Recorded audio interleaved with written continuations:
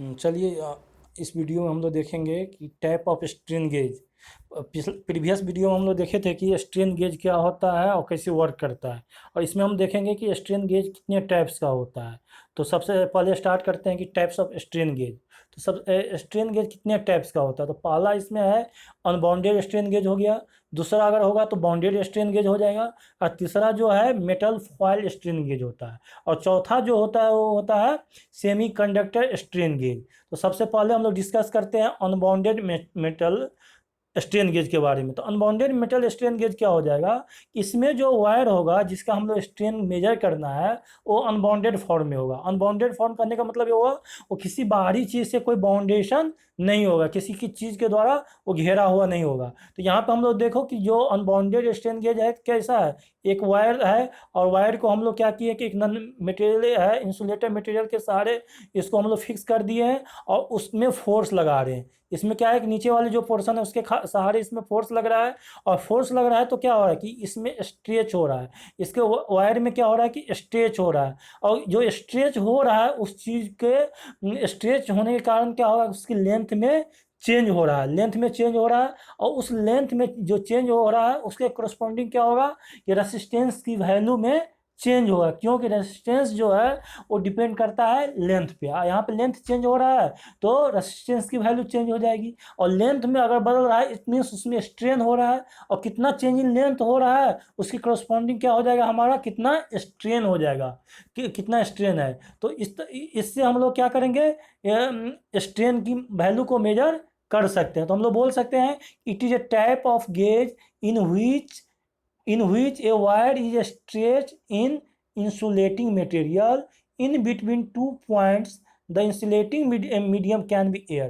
और जो insulating medium होगा वो कैसा होगा, एयर होगा। ठीक ठीक। अब और जो ये वायर जो जिस मटेरियल का बना होता है, ये वायर जो जिस मटेरियल का बना होता है वो है निकेल का हो सकता है, क्रोम निकेल हो सकता है, निकेल आयरन हो सकता है। और इसकी डायमीटर जो होती है 0.003 mm होता है।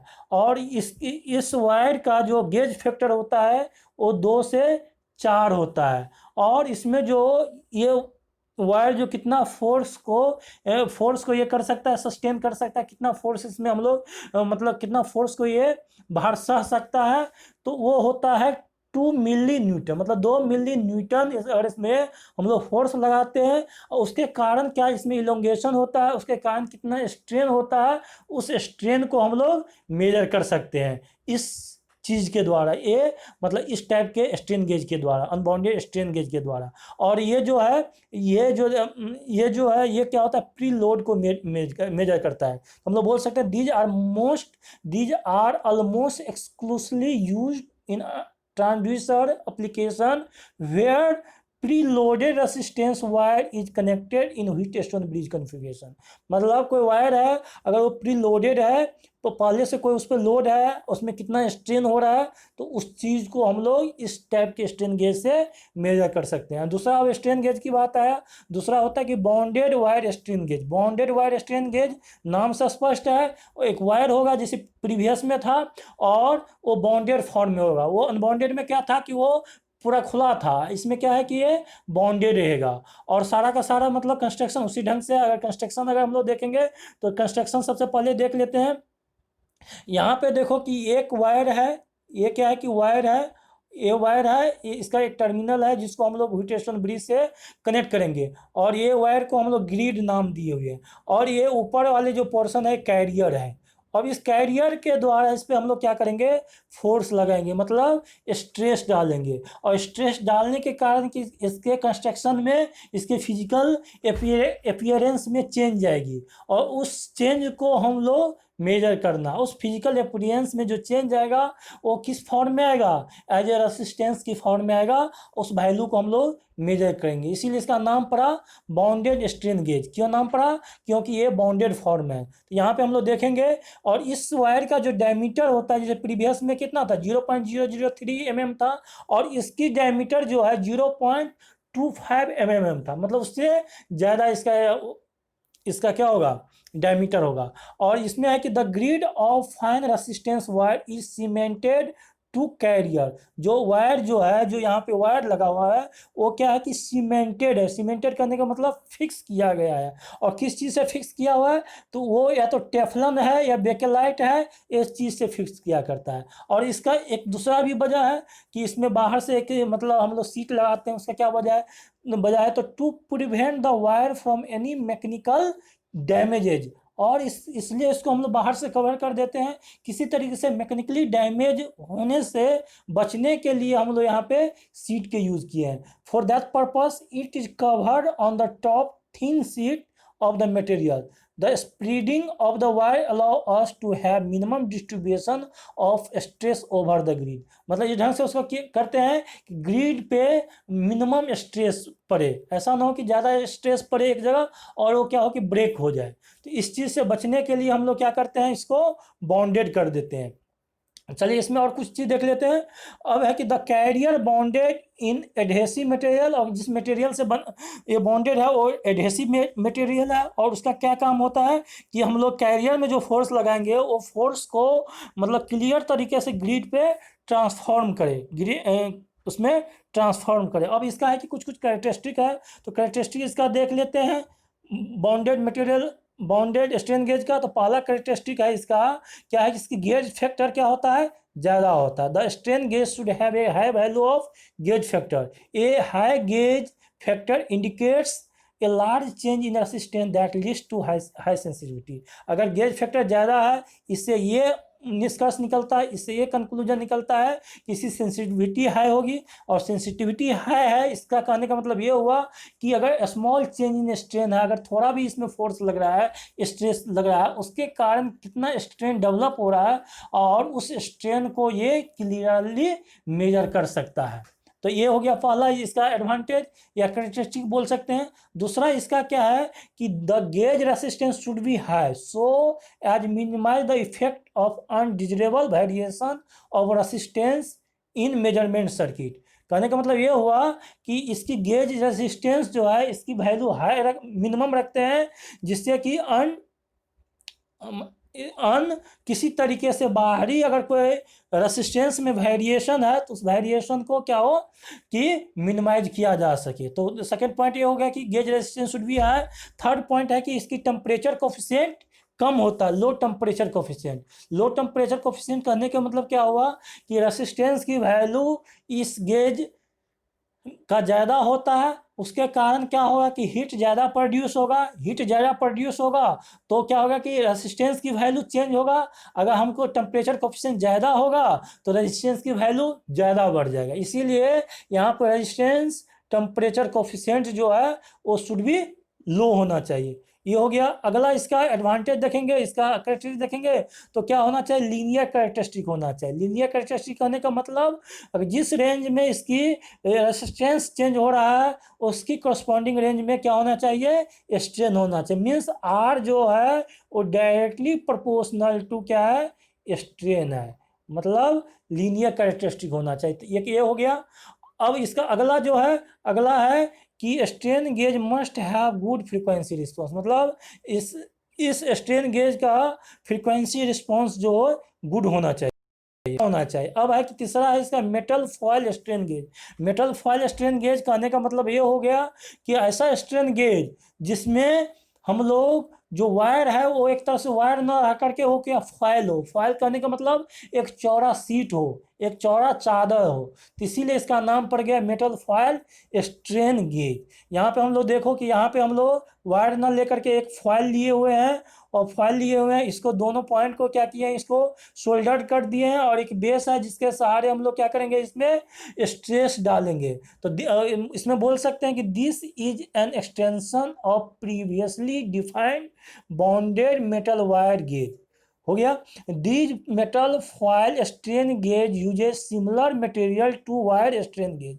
मतलब जो मटेरियल वहाँ पे यूज किए थे, जैसे नाइक्रोम यूज किए थे, निकेल यूज किए थे, आयरन यूज किए थे, वहीं आयरन निकेल यूज होगा।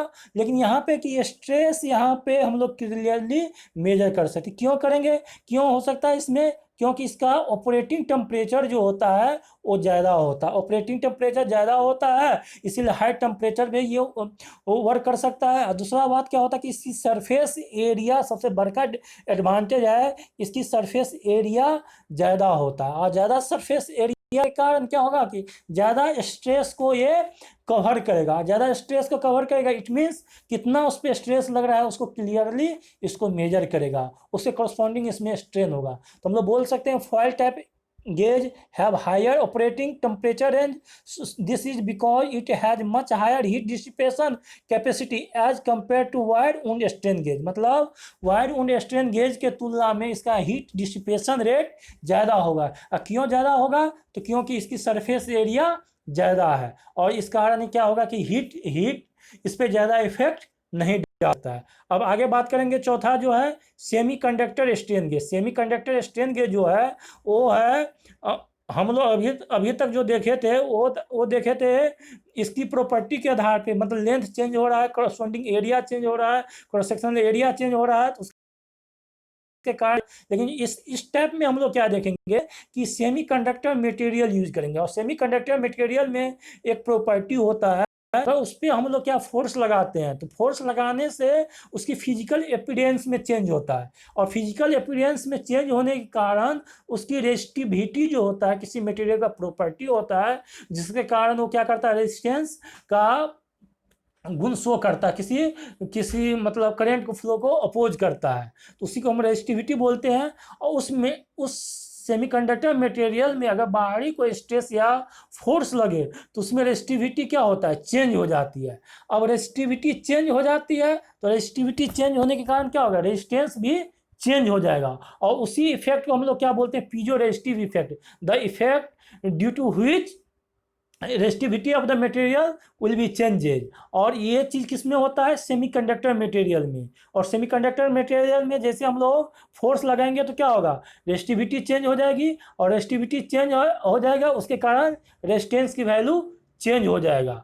तो इसके द्वारा हम लोग भी मतलब स्ट्रेन को मेजर कर सकते हैं। और इसका जो होता है गेज फैक्टर बहुत ज़्यादा होता है, इसीलिए इसको हम लोग ज़्यादा यूज करते हैं स्ट्रेन मेजर कर। तो हम लोग बोल सकते हैं these are mainly used in condition where high gauge factor and small envelope is required. मतलब जहाँ गेज फैक्टर ज़्यादा है वहाँ पे हम इस चीज़ को यूज करेंगे। The resistance of semiconductor changes with change in applied strength. कहने का मतलब वही हुआ कि सेमीकंडक्टर का रेजिस्टेंस भी चेंज होगा due to change in strain. ठीक, और उसके बाद देखेंगे, और यहाँ पे जो हम सेमीकंडक्टर मटेरियल यूज करते हैं वो सिलिकॉन और जर्मेनियम होता है।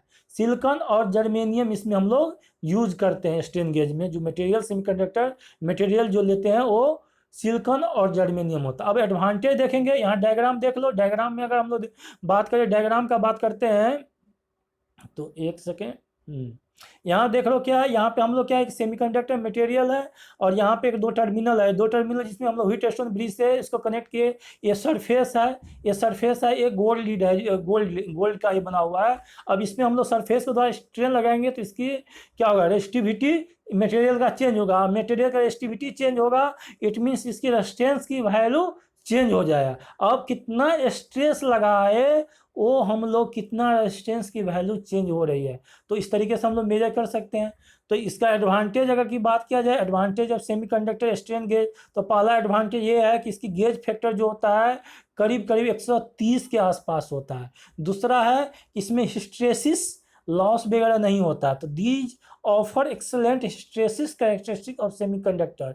ठीक है। तीसरा जो होता है इसका लेंथ जो होता है बहुत कम लेंथ का सेमीकंडक्टर यूज किया जाता है, 0.7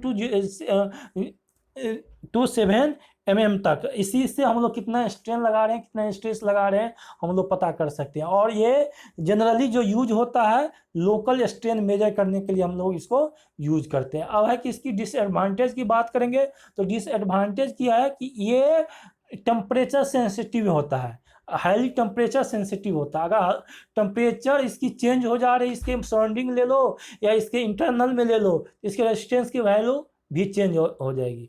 तो ये कि इसका ये डिसएडवांटेज हो गया। चूंकि ये सेमीकंडक्टर जो है, तो सेमीकंडक्टर वैसे भी जानते हैं कि लीनियर कैरेक्टरिस्टिक शो नहीं करता है, तो एक डिमेरिट ये हो गया। तो semiconductor strain gauge possess poor linearity, मतलब इसकी लीनियरिटी बहुत कम होती है। तो ये हो गया हमारा चारों टाइप के स्ट्रेन गेज पढ़ लिए। पहला पढ़ लिए हम लोग अनबाउंडेड मेटल स्ट्रेन गेज, दूसरा पढ़ लिए बाउंडेड स्ट्रेन मेटल गेज, तीसरा पढ़ लिए हम लोग मेटल फॉयल स्ट्रेन गेज, और चौथा जो हो गया हमारा सेमीकंडक्टर टाइप स्ट्रेन गेज। अब चारों टाइप के स्ट्रेन गेज हम पढ़ लिए। अब हम लोग थोड़ा सा इसका अप्लीकेशन कहाँ कहाँ है स्ट्रेन गेज का, वो चीज़ हम लोग पढ़ेंगे। तो सबसे पहला अप्लीकेशन जो है कि ये मैकेनिकल, ऐसे तो हम लोग जानते हैं कि स्ट्रेन को मेजर करता है, लेकिन कहाँ कहाँ का स्ट्रेन को ये मेजर करता है। तो पहला, it is use to determine the stress produce by machine. मान लो कि कोई मशीन है, वो कितना स्ट्रेस प्रोड्यूस कर रहा है, तो हम लोग स्ट्रेन गेज से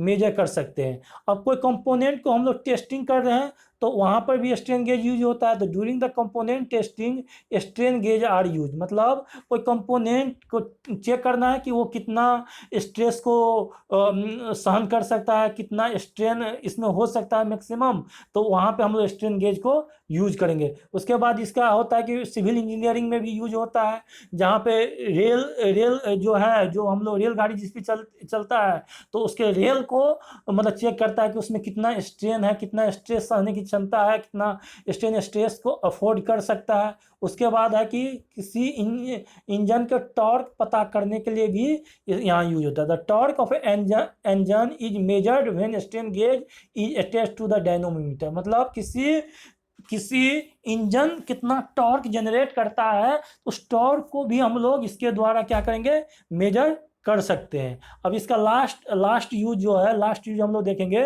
वो यूज है कि strain gauge are use to measurement of strain and associate stress in experimental stress analysis. हम लोग लैब में अगर किसी मटेरियल का स्ट्रेस पता करना है, स्ट्रेन पता करना है, तो वहाँ पे भी हम लोग क्या करेंगे, स्ट्रेन गेज का यूज करेंगे। तो ये बेसिकली ये सब सारा इसका एडवांटेज हो गया, इसका अप्लीकेशन हो गया, और टाइप्स ऑफ स्ट्रेन गेज हो गया। होप सो आप लोग मतलब अच्छे से समझे होंगे।